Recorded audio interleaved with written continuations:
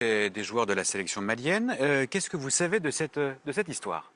Pas mal de choses, parce que j'ai échangé avec Mamoudou Touré, président de la fédération. J'ai échangé avec le médecin il y a quelques jours. Lui-même. J'ai échangé avec les conseillers des joueurs, avec Frédéric Kanouté aussi, qui s'occupe de Sékou Koïta.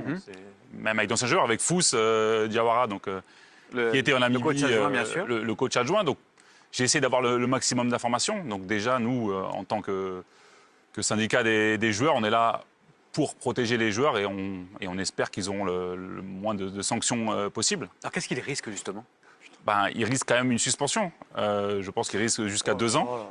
Il faut simplement... Jusqu'à 2 ans. Oui, le règlement est explicite à ce niveau. Il est impitoyable d'ailleurs avec les joueurs. Il leur incombe de faire en sorte qu'aucune substance interdite ne pénètre dans leur organisme et prévoit donc une suspension qui peut aller jusqu'à 4 ans, à 2 ans si la faute n'est pas intentionnelle. Donc, il n'y a évidemment aucune intentionnalité. Ça a été vraiment une négligence du staff médical qui a d'ailleurs assumé. Mais qu'est-ce qu'il vous dit, le médecin? Vous l'avez eu au téléphone? C'est-à-dire qu'il y avait plusieurs personnes qui composent ce staff médical. Ils ont voulu donner ce médicament pour le mal de l'altitude. Ils ont a priori anticipé la fatigue des joueurs qui, eux, n'avaient rien demandé.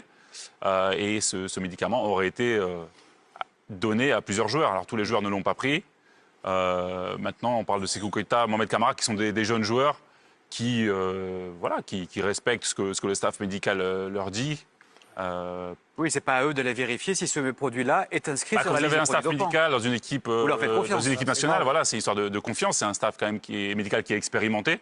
C'est pas des joueurs de 21 ans d'aller voir la liste des produits et de faire une enquête. Donc, ils n'ont pas demandé, on leur a proposé ça, comme on peut proposer d'autres choses qui sont tout à fait acceptées. Et puis, c'est un produit masquant en plus. C'est pas un produit dopant en tant que tel. C'est un produit a priori... Non, c'est un produit masquant dans la liste de l'AMA.